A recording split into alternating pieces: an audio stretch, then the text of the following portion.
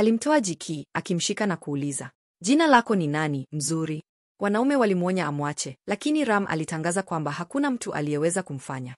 Jiki alimpiga kichwa na kukimbia, anaruka kwao mara moja, akiwashtua. Wakati huo anakumbuka kilichotokea na anajiuliza ikiwa kitu kimetokea kwake, kwani hakumbuki hata kupoteza fahamu. Wao watatu wanamtazama kana kwamba ni mwenda wazimu kwa sababu hawakuweza hata kumkamata wakati huo na angeweza kuumizwa vibaya. Kiefer ana wasiwasi mkuu kumhusu. Kadiri muda unavyopita, anamkagua mara moja ili kuhakikisha yu sawa. Hawataki atende kwa uzembe tena kwa sababu walimuogopa kweli kweli.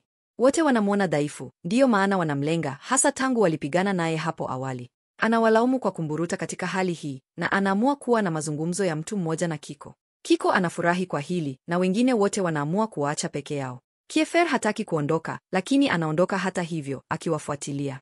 Kiko anaketi karibu naye na kumwambia asisikie kile David alichosema.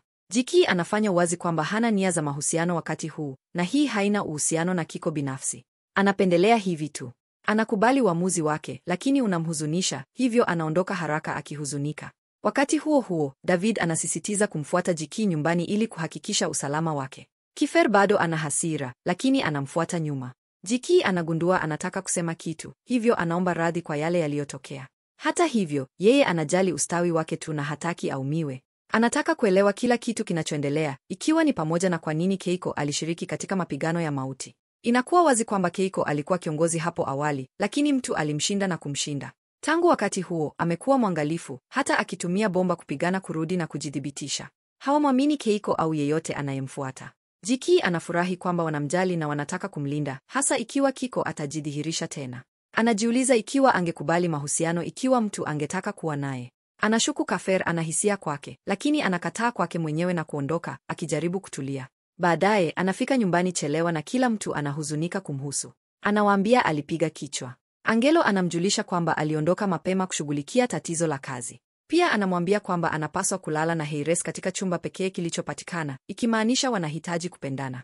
Ghafla, Ponye anapigia, na Heires anaeleza kila kitu kilichotokea kati yao na jinsi anavyopaswa kushughulikia. Jiki anapoona kipimo cha ujauzito, anadhani ni chake na kwamba inaweza kuwa mtoto wa Kiefer.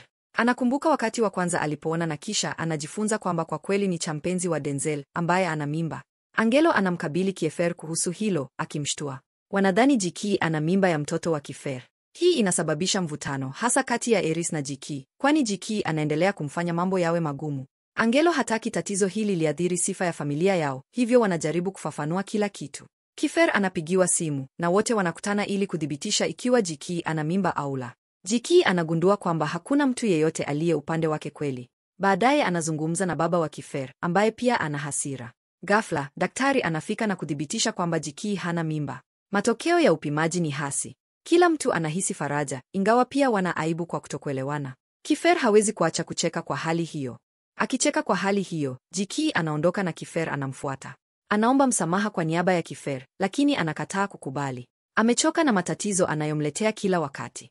Kiefer anajaribu kutatua kila kitu, lakini anapoondoka, Jiki anamchapa mara moja kwa sababu bado ana hasira naye kwa kutumia fursa hiyo. Siku inayofuata, kila mtu anajua kuwa Jiki alimchapa Kiefer, akimwacha alama usoni mwake. Wakati huo huo, anaanza kumpa Senko ushauri wa jinsi ya kumhudumia Mika vizuri. Hata hivyo, wengine wanasema mambo kuhusu yeye. Kiefer alipoongea na Jiki hatimaye, anamwambia kuwa hilo lilikuwa ni mchezo tu.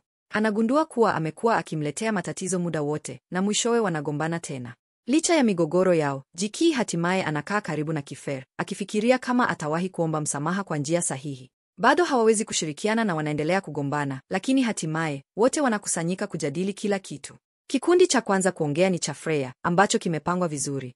Kila sehemu inaanza kuorodhesha nguvu zao, lakini kwa kweli hakuna yeyote wao ana kitu cha kipekee. Wanaanza kupanga hatua zao za baadaye na kutoa mawazo wakati Jiki anaangalia kwa mshangao. Wakati wa sehemu yao wenyewe, wanagundua hawakuandaa chochote. Kwa hivyo wanaamua kugawanya kazi, wakijiuliza sehemu yao inapaswa kufanya nini. Mwishowe wanachagua kukusanya barakoa na kulinda eneo. Hata hivyo, mwalimu wao anatangaza mabadiliko katika ushindani. Wasichana lazima wavae kama wavulana na kinyume chake, na kisha mtu mzuri zaidi katika kila sehemu atachaguliwa. Kwa sababu hii, Freya anafanya sehemu waungane nao katika ushindani. Hata hivyo, makusudi anajaribu kuwaonesha vibaya. Wakati unapita, wanagombana juu ya chakula ambacho Eman anaandaa. Jiki anajihusisha kupanga kila kitu wakati Kiefer anakaa karibu, kama kawaida, akijaribu kumkaribia. Wakati huo huo, Jiki anamuona Denzel, ambaye anakaa peke yake na anahuzunika kwa sababu mpenzi wake ana mimba. Anamwendea, akiona kuwa hali hisema kama kawaida. Anamtia moyo Ale, akidhani anafikiria sana. Hata hivyo, Denzel anafanya utani kuwa yeye ndiye ana mimba. Jiki, kwa unyenyekevu, anamwamini kwa muda mfupi kabla ya kugundua anafanya utani, jambo linalomkasirishia. Anachukua chakula chake na kuondoka wakati yeye anaanza tukula. Wakati huo huo, msichana mwingine kutoka sehemu ya pili ambaye anadate Denzel anamsihi akubali mtoto wao. Hata hivyo, anaendelea kumkataa. Ghafla, Jiki anafika akipiga kelele kwa msichana, na hili linamfanya Denzel aingie ili amtetee. Jiki anadhani kuwa anamweka mpenzi wake mbele yake na kuwa anakataa mtoto kwa sababu yake. Anamlazimu aongee na msichana vizuri, akimkumbusha kuwa yeye ndiye sababu ya hali hii na anahitaji kuchukua uwajibikaji. Baadaye, Jiki anajaribu kumshawishi Denzel akubali mtoto, lakini msichana anaendelea kulia. Jiki anajihusisha kumfariji, akigundua kuwa ni yatima na hana familia. Ndiyo sababu Denzel anakataa kuwa pamoja naye. Hataki uwajibikaji. Jiki anaendelea kujaribu kumfariji kadiri awezavyo, lakini hali yote inakuwa ya kushinda uwezo. Baadaye darasani, Denzel bado anamepuza msichana na Jiki anafikiria jinsi ya kumfikia. Anafikiria kumwomba Angelo msaada, lakini itakuwa vigumu kumhusisha. Pia anafikiria Yuri, lakini hakuna uhakika kama atakubali. Kisha anafikiria David. Pengine yeye ndiye mtu sahihi wa kuongea na Denzel. Jiki anaenda kumtafuta David mara moja na wanaamua kula pamoja. David kwa utani anapendekeza waende date na Sean anawasikia, akifanya kelele. Hakuaminiwa mwanzoni, lakini hatimaye wote wanadhani ni kweli. Watu wengi hasa Kifer wanaonekana kuwa na huzuni kuhusu hilo. Wakati unapita, watatu wao wanaenda bustani ya burudani pamoja. Wanafurahia, wanapiga kelele kwenye mchezo na wanafurahia wenyewe. Hata hivyo, Sean anapata homa ya kutoka nje na hili linaongoza kwenye ugomvi na Jiki. Wanaanza kumkimbiza mchezoni kote bustanini. Sean anataka kwenda kwenye mchezo tena, lakini wanaamua kupumzika na kupata chakula badala yake. Wakati huo huo, David na Jiki wanakaa pamoja, jambo alilosilikia. Alitaka kuongea naye kwa uzito, hasa kujua kama mpenzi wake alikuwa na mimba. Hataki mtu yeyote ajue kinachoendelea, lakini anashuku kuwa Denzel alikataa kuwa na Chris kwa sababu ya kitu alichosikia. Jiki anagundua Denzel anapigana kuchukua hatua hii. Wakati darasa linaendelea kuangalia hali ikiendelea, Jiki anafikiria ni nani anayeweza kumshawishi. Kisha David anafunua kuwa wanafunzi wao wote wanawachunguza kwa siri, ingawa wanajificha. Ili awaonyeshe, anamwambia Jiki afunge macho yake. Anapoongea, wanafunzi waliojificha hatimaye wanajionyesha. David anachukua fursa ya kumgusa, na anapokaribiacha kumbusu, wote wanakimbilia mbele, kumzuia kwa sababu tayari ana mpenzi. Hili linasababisha machafuko mengi. Sean na wengine pia wanafika, wakimwonya David hata kwa kujaribu hilo. Freya ana hasira zaidi, akiamini David hakuwa na haki ya kufanya hivyo. Mjibu wake unawafanya wajue kuwa ana huzuni zaidi kuliko walivyotarajia, hasa kwa kuwa Kifer tayari alikuwa akimkaribia Jiki. Baadaye, wanaamua kuingia nyumba ya kutisha. Jiki anaogopa sana na anakataa kuingia, lakini kila mtu anasisitiza. Wanapiga picha pamoja kukumbuka wakati huo. Mara wanapoingia, Jiki anaogopa zaidi, hasa kwa kuwa amekwama na Sean. Kila mtu anaogopa kwa sababu hawajazoeana na nyumba za kutisha. Mmoja baada ya mwingine, wanapitia wakati mbalimbali wa kutisha. Jiki akijaribu kuwa na ujasiri anashikilia Sean, ambaye yeye mwenyewe ni anapigana kujizuia. Wanatembea katika nyumba ya kutisha hadi wanafikia eneo maalumu ambapo kila mtu anaogopa tena ghafla. Kisha, bila kutarajia, wanagundua mmoja wa marafiki zao amepotea. Alikimbia peke yake, akipotea ndani ya nyumba ya kutisha. Jiki anaogopa anapoona na kuanza kulia bila kujizuia. Mwoneko huo unamleta kumbukumbu za zamani na kumfanya awe na hisia zaidi. Kifer anajihusisha mara moja kumfariji wakati anapata shambulio kamili la hofu. Hakutaka kuingia nyumba ya kutisha tangu mwanzo na sasa amejawa na hofu. Kifer anabaki kando yake, akijaribu kumtuliza kadiri awezavyo, na anaweza kumhakikishia. Anaahidi kuwa hatamwacha, na hili linawaongoza wote wawili kutoka nyumba ya kutisha pamoja. Lakini ghafla, Jiki anakimbia peke yake tena, na yeye na Kifer wanaanza kumwita. Ingawa anajaribu kujitegemeza, mahali bado ni pa kutisha. Hapo tu, Kifer anamkuta na mara moja anamvuta kwenye kukumbatia.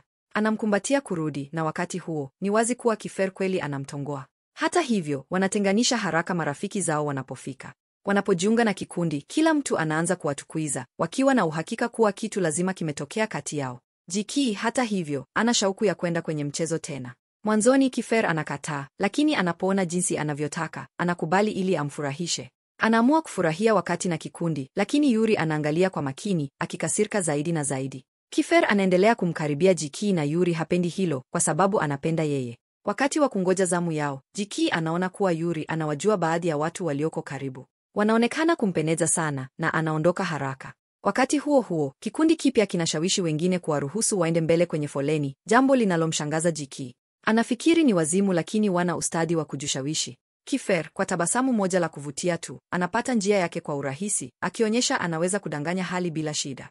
Hatimaye wanapanda gurudumu la Ferris na Kiefer anasisitiza akae karibu na Jiki. Hili linasikitisha wengine kwa kuwa linawacha bila kiti. Wanne wao wanapanda pamoja na Jiki anaanza kushuku kuwa Yuri yuko hapa kutungusa msichana ampendaye. Hata hivyo, anacheka kwa utani. Wanapiga picha pamoja, lakini Yuri anakasirika zaidi kwa sababu Kiefer anabaki karibu sana na Jiki. Ghafla gurudumu la Ferris linasimama juu ya ardhi kwa sababu ya hitilafu. Jiki anapigwa na hofu na mara moja anashikilia Kiefer, akimsihi afanye kitu. Wanabaki wakiwa wamekwama kwa muda hadi tatizo linapatuliwa. Wakati huo huo, Eris anapiga simu, akiwa na wasiwasi kuwa Jiki anachukua muda mrefu na amwomba Angelo amkague. Lakini kabla Jiki hajajibu, Kiefer anachukua simu yake, na hili linamkasirishia Eris zaidi.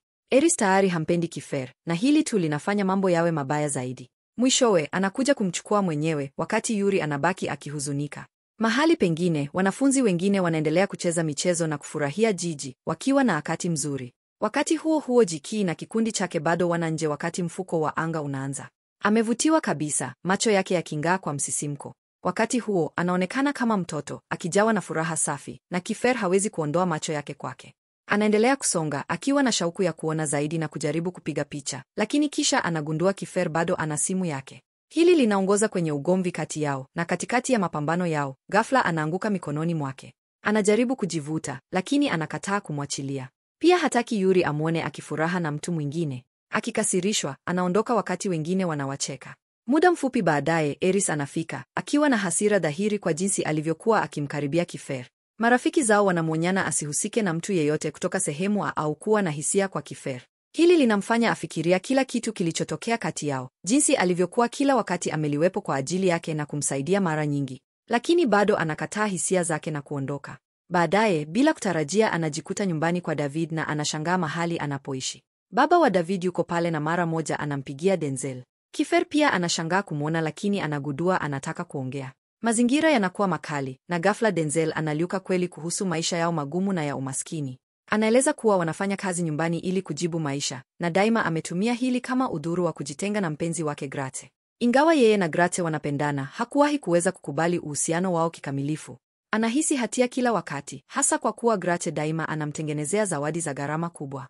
Alichotaka ni kuweka uhusiano wao siri, lakini baada ya mimba, amejikuta amekwama, asiweze kuchukua uwajibikaji, lakini anaogopa kumopoteza.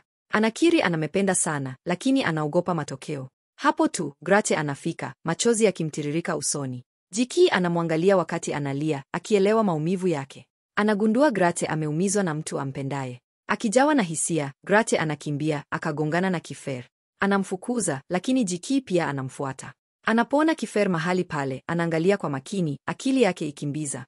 Hata hivyo, anaendelea, asitake hisia zake zimshinde. Mpenzi wa Denzel anasimama ukingoni mwa paa, tayari kuruka, wakati kila mtu anajaribu kumzuia, hasa Jiki, ambaye anamsihi asifanye hivyo. Kiefer, akiona kusita kwake, anamwambia kila mtu amwache, na hili linashangaza Jiki. Mwishowe, Kiefer ana haki. Mpenzi wa Denzel anasita na kuanguka moja kwa moja mikononi mwa Denzel, ambapo anamfariji, akiahidi hatamwacha kamwe. Wakati huo ni wa kugusa hivi kwamba hata wachunguzi wanahisi upweke wao. Siku inayofuata shuleni, Yuri anamuona Jiki akionekana mwenye wasiwasi. Wakati huo huo, Felix ana ugumu. Kaka yake ameingia kwenye shida kubwa kwa sababu ya Denzel na anahisi kupuuzwa. Baadaye Jiki anamkuta akicheza basketball kwenye mahali pake pasiri, lakini anapompigia kelele, anakasirika, akichoka na kila mtu kujihusisha.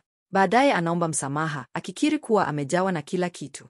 Jiki anamwomba ajiunga na tukio la basketball la tamasha, lakini anakataa kwa sababu ya utani wake na Denzel. Mvutano kati ya Denzel na Felix unawasumbua kikundi, hasa Yuri, ambaye anajibia wivu wa jinsi Jiki na Felix wanavyokuwa karibu. Baadaye, Jiki anakutana na Sino na rafiki kwenye duka la makanika, ambapo wanafanya utani kuhusu yeye na ushindani wa mavazi ya Sino.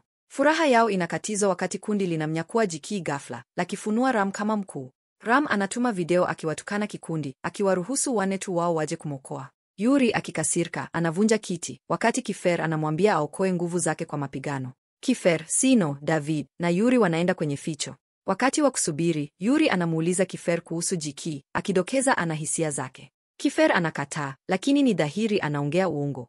Wanapofikia, wanamkuta Ram akimshikilia Jikii mateka. Mapigano yanazuka na msaada unafika kwa pande zote. Kafer anapigana njia yake hadi kwa Jikii lakini anashambuliwa.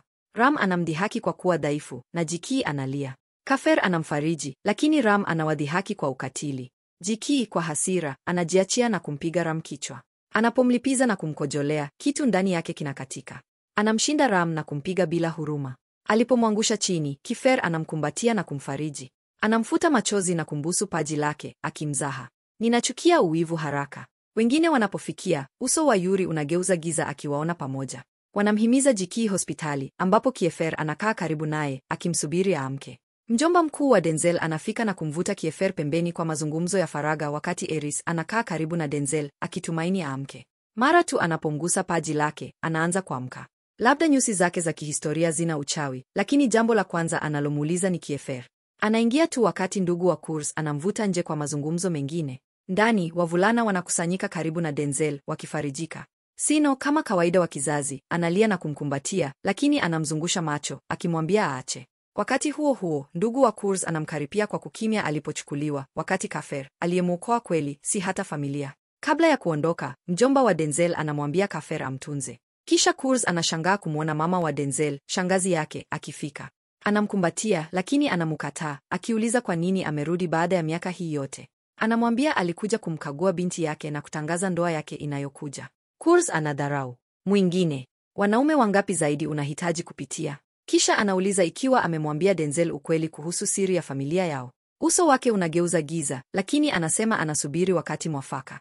Ni wazi, lolote hili siri ni kali. Siku inayofuata, Denzel anafika shuleni akihuzunika, lakini kundi lake la wasiotulizika la marafiki wanakataa kumwacha ahuzunike. Wanamletea kitamu cha kupendeza ili kumfurahisha, na anatabasamu hadi anajaribu kula na kutambua mikono yake inauma sana. Yuri, kama kawaida wa kutafuta fursa, anatoa kumkandamiza na kushikilia muda mrefu sana. Hata anazaha. Unajua, mikono yangu nayo inauma. Bado hamwachi. Wavulana wanaanza kuzungumza kuhusu sherehe tena, wakipendekeza Denzel na Sino wapange pamoja kwa mashindano ya mavazi. Pia anagundua walikuwa na bendi, hivyo anapendekeza waungane tena kwa mashindano ya kuimba. Hapo ndipo Kifer anaingia na hapendi anachokiona. Yuri bado anashika mikono yake. Kifer kwa hasira dhahiri anasema, Denzel, njoo nami, nahitaji kukuzungumza. Yuri anaonekana kukatishwa tamaa, akijua hasa kinachoendelea. Kifer anamchukua Denzel kwenye chumba cha muziki kilichofichwa kilichojaa picha, kumbukumbu na tuzo. Anavutiwa, lakini kisha anaona picha ya mjomba wake. Kifer anaeleza kuwa alikuwa wakati mmoja kiongozi wa kihistoria wa sehemu yao. Kisha anauliza ikiwa anataka kuongeza picha yake sasa kwamba ni mmoja wao. Anacheka na kwa bahati mbaya, moyo wake unafanya kilele kidogo. Anamtazama tu kwa sekunde, kisha kwa unyonge anamshukuru. Darasani, ghasia kabisa inazuka. Wavulana wamemfanyia sherehe ya kukaribisha kurudi, pamoja na muziki na ngoma. Yuri anaimba. Wavulana wamejifunga mikanda, wakicheza kama wazimu. Je, shule imegeuza kuwa klabu ya usiku? Hata vibaya zaidi, kwa kweli wanaonekana vizuri. Denzel anazuka kucheka, hasa wakati Sino anaanza kuimba. Msiba wa kweli unagonga wakati Kiefer anajiunga, akitupa jaketi yake na kucheza akimtazama moja kwa moja. Na tunajua hilo linamaanisha nini, Denzel, akichanganyikiwa kabisa, anawaambia. Ninyi kwa hakika mna maisha ya kuwa wachezaji wa nyuma. Kundi kisha linagawana kazi za sherehe, kuimba, kusafisha na kucheza. Jikii anashangaa jinsi Sino atashindana katika mashindano ya kucheza na mavazi, lakini wavulana wanamhakikishia itakuwa sawa. Kisha wanaanza kumsukuma Yuri aingie mashindano ya kuimba. Kwa kuwa ana sauti nzuri zaidi, anasema ataifikiri. Baadaye wanamuuliza Denzel atakwenda nyumbani na nani, Yuri au Kiefer. Asipotaka kuchagua yeyote, kwa busara anaamua kwenda peke yake. Siku inayofuata, Denzel anasimama dukani kwa ajili ya aiskirimu wakati mtu ghafla anamuita jina lake. Anaonekana kumjua, lakini hamtambui. Anafunua kuwa alikuwa wakati mmoja ameoa mama yake. Anamshika mkono na kuomba msamaha kwa kumtendea vibaya alipokuwa mdogo. Anakiri kuwa baada ya kumwacha mama yake na kuanzisha familia mpya, hatia ilimla. Tatizo la kweli, Denzel hatamkumbuki hata. Akitetea, anajivuta na kukimbia. Kwa kuwa mji huu ni mdogo, Yuri tu anafika akiendesha gari lake la gharama kubwa. Anasimama na kumkumbatia, akijaribu kumtuliza. Anakiri kuwa kuna mambo kuhusu maisha yake ya zamani hayakumbuki. Yuri anamwambia kuwa kusahau kumbukumbu za uchungu kunaweza kuwa baraka. Anajivuta ili kufuta machozi na kisha anaona tishu anayoshika. Ni ile ile Kifer alimpa alipochukuliwa. Licha ya kila kitu amepitia, wakati huo unabaki mbichi akilini mwake. Ndani kabisa, anajua kwa nini. Ni kwa sababu yake. Anapopotea mawazo, anatazama juu na kumwona Yuri na nywele zake nyekundu za moto. Msichana, unafanya nini? Unapuuza baraka iliyo mbele yako. Inaonekana katika vipindi vinavyokuja, Denzel atakaribia Kiefer na kujiondoa mbali na Yuri. Jiki amejaa furaha katika sherehe, akipiga kelele zaidi ya mtu yeyote. Anafurahia wakati wake hadi David na Kalik wanafika kumzaha, wakijaribu kuchukua chakula chake. Anawakaripia, akiwakumbusha ni matajiri vya kutosha kununua vyao wenyewe. Hivi karibuni wote wawili wanaondoka, na Jiki anagundua yu peke yake, akihisi kama mtu wa kawaida wa kiujana. Ili kuinua hali yake, ananunua aiskirimu na kutazama mchezo anataka kucheza. Wakati huo huo, Kiefer anamvideografia, akimchukiza mwanzoni, lakini kisha anaona anataka tuzo la teddy bear. Anajaribu kumshindira, lakini kwa aibu anashindwa. Ili kumfidia, anaahidi kushinda mashindano ya muziki yanayokuja tu kwa ajili yake. Usiku huo, Jiki na Kiefer wanashiriki zamu ya usalama. Anaimbaimba wimbo wake wa kupenda, lakini anapomuuliza kuhusu mama yake, hali yake inabadilika. Hataki kuzungumza juu yake. Kiefer, kwa upande mwingine, anaonyesha hisia za kinyume. Ghafla, mwanafunzi anajongojonga kwao, akienda kwa ajabu. Wanamkaribia lakini wanaona mzabibu wa kutisha karibu, ambao unawatuma wote wakipiga kelele. Hata Kiefer, anayejaribu kujionyesha bila hofu, anakimbia kwa hofu. Siku inayofuata, shule yao inashindana katika mchezo wa mpira wa kikapu dhidi ya timu ya mpinzani. Timu yao inapambana mwanzoni, lakini Jiki, akiketi kati ya Yuri na Kiefer, anazaha kuhusu kuwa na bahati ya kuzungukwa na wavulana wazuri. Wakati hatimaye kosa linapigiwa, timu yao inapata nafasi ya kugeuza mchezo. Jiki anamuona Felix, akitamani kucheza na amshawishi kocha amweke ndani. Anaingia mchezo, na katika sekunde za mwisho, anafunga goli ya kushinda. Timu inasherehekea, ikimuinua juu, wakati Jiki anafurahia wakati huo na chembe zake za bahati, Kiefer na Yuri. Baadaye katika banda, wavulana wanafanya mazoezi ya kucheza kwa utendaji unaokuja, na Sino anaonekana kuwa na wasiwasi. Lakini mara tu mpenzi wake, Rocky, anafika, anakusanya ujasiri wake na kumchukua kwenye date. Jiki anatazama, akihisi uchungu wa kuwa mpweke tena. Hapo ndipo zamani wake, Salim, anakaribia, akiomba upendeleo, lakini anamwepuka. Wakati huo huo, Felix anamshukuru Jiki kwa kumshawishi kocha amruhusu acheze na kumwalika kwenye sherehe ya siri iliyopangwa na nahodha wa mpira wa kikapu. Siku inayofuata, mashindano ya kucheza yanaanza. Timu ya banda yao inatoa utendaji wa kuvutia, lakini mwenyeji wa sherehe, mshtuko mashuhuri, mwanzoni anawasisimua kwa kuwa ni wanafunzi wenzake. Hata hivyo, anapofahamu jina la timu yao ni Jiki Warriors, anawadharau, akimwaibishia Jiki. Inabainika Kiefer na Zai walichagua jina hilo. Jiki hayuko na mengi ya kusema, lakini pamoja na timu yao tayari jukwani, hana chaguo ila kukubali. Kwa mshangao wa kila mtu, utendaji unafanikiwa.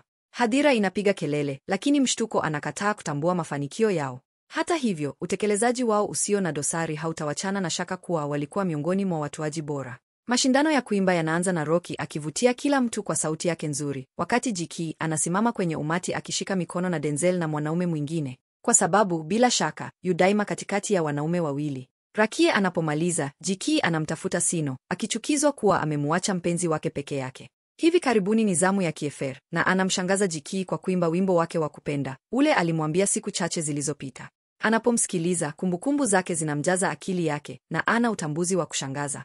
Anamupenda. Utendaji wa Kiefer haujaonekana, ukishinda waamuzi na hadhira. Baadaye, Yuri kwa urahisi anamwambia Jiki kuwa Kiefer alichagua wimbo kwa ajili yake. Kiefer mwenyewe anapoibuka, anatabasamu na kuomba shukrani, akimzaha anapomungumunya kwa haya. Akiwa na haya, anafanya udhuru na kuharakisha kuondoka. Usiku huo, wakati wa zamu ya usalama na Yuri, Jiki anakiri kuwa anapambana na hisia za mtu aliyemuumiza awali. Yuri kwa busara anamwambia, huwezi kuusimamisha moyo wako. Anamuita kwa mzaha mtaalamu na kuuliza ikiwa yu mapenzi. Anakiri ndivyo, lakini msichana anayempenda hakumjui kabisa. Jiki, akiwa Mongoli, anamwambia aendelee, lakini Yuri anakataa. Ni wa kipekee, anasema, na sote tunajua hasa anamaanisha nani. Siku inayofuata, Sino anajiandaa kwa mashindano akiwa amevaa kama msichana, akichekesha kila mtu. Wakati huo huo, Jiki, akiwa amevaa nguo za kiume, anapokea ujumbe kutoka kwa mama wa zamani wake. Kiefer, kama kawaida wa kupenda mambo, anachukua simu yake lakini anaheshimu faragha yake vya kutosha kujibu simu mwenyewe. Baadaye, msiba unagonga kabla ya mashindano ya pekee ya Yuri. Mtu amepoteza muziki wake. Mshtuko wa sherehe anafurahia msiba wake, lakini kikosi cha Yuri kinaokomoa siku kwa kumpa gitaa.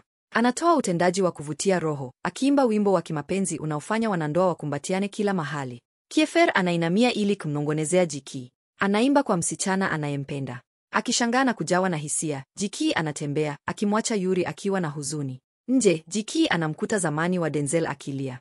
Anajifunza kuwa ingawa Denzel anamtunza kwa ajili ya mtoto wao, anakataa kurudi naye pamoja, ingawa anamupenda bado. Asiweze kukimya, Jiki anamkabili mbele ya kila mtu, akidai kujua kwa nini. Denzel kwa hisia, anakiri anaamini zamani wake hatamsamehe kamwe. Lakini anasikia na kuingia, akisema anamupenda na atamsamehe, ikiwa atarudi kwake. Wanapatana, wakiwaacha wote wakihisi upweke na kufikiri. Jiki, aliyepotea katika hisia zake, hatimaye anajibu mama wa zamani wake na kufikiri kumtembelea hospitalini. Anapoamka, jambo la kwanza analomuuliza ni juu yake. Lakini Jiki hakumbuki kilichotokea kati yao. Anapomnyang'anya mkono kwa bidii na kumsihi akae, anapata hofu na kukimbia. Dada yake anafuata, akimlaumu Jiki kwa kuwa sababu ya mateso yake, akimwacha akiwa na msongo zaidi wa mawazo. Kurudi shuleni, Sinoch ana hasira na Jiki kwa kukosa mashindano yao, na Koukie anamkaripia kwa kumpuuza simu zake. Akijawa na hisia, Jiki anagoma, akisema hawezi kuwa kila wakati kwa kila mtu. Anajifunga chumbani kwake, akihisi kuchoshwa kihisia. Lakini Yuri, yu mwenye moyo mwema, anakataa kumwacha peke yake. Anakaa karibu naye na kumfundisha jinsi ya kucheza gitaa. Wanapoketi karibu pamoja, mvutano unazuka. Jiki anapoteza mkazo, akimtazama na anajinama. Wakati ni mkali, na ni wazi mambo yanakwenda wapi. Lakini hapo ndipo Kiefer anaibuka, akiwatazama na tuzo mkononi mwake. Inaendelea episodi ijayo. Usisahau kusubscribe, kukomenti na kulaiki hapa Mrembo Swahili, kwa sababu sisi tupo kwa ajili ya burudani. Asanteni kwa wote mnaotufuatilia.